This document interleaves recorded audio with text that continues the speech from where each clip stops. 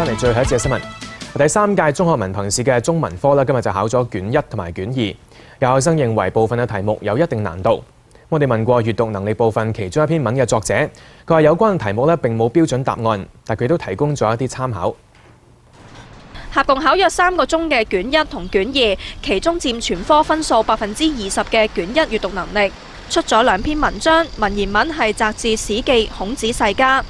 啲問題有啲唔係好明白佢問啲咩。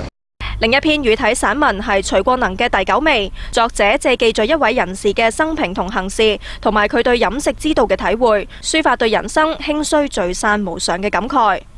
試題除咗要求考生要理解寫作手法，仲要推敲文章嘅寓意。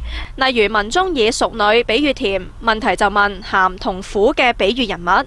文中提到8種味道，包括酸甜苦辣、鹹澀腥蔥。問考生第9味係乜嘢？9種味道，佢就係講咗8種，跟住要話我哋去估下究竟第9種味道係乜嘢咁樣，即係然後跟住呢題我咪就係唔識咯，冇味咯，冇味，即係你嘅答案係冇味。係啊。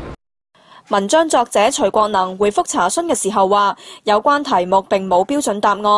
佢認為鹹同苦應該係指社會最底層嘅星斗市民。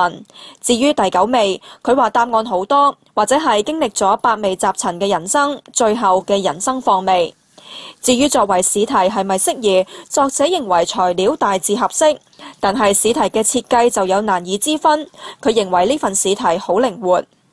有中學中文科老師話：呢條問題對考生有一定難度，有一定程度困難㗎，因為學生嗰個人生歷練真係比較淺啊。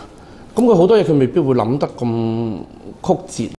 佢話閱讀能力卷被稱為死亡之卷，係因為學生往往難以掌握文章嘅深層意義，但認為今次題目已經較以往清晰。而同樣佔總分20%嘅卷2寫作能力，有3條題目俾考生選擇，分別係以必要的沉默為題續寫文章，不做第一也不做最後嘅處世態度，同埋就2幅圖以陽光與陰影為題寫作。今年有74000幾個考生報考文憑試中國語文科，當中65000幾人係學校考生，而大約8500人係自修生。無線電視記者藍海瑩報道。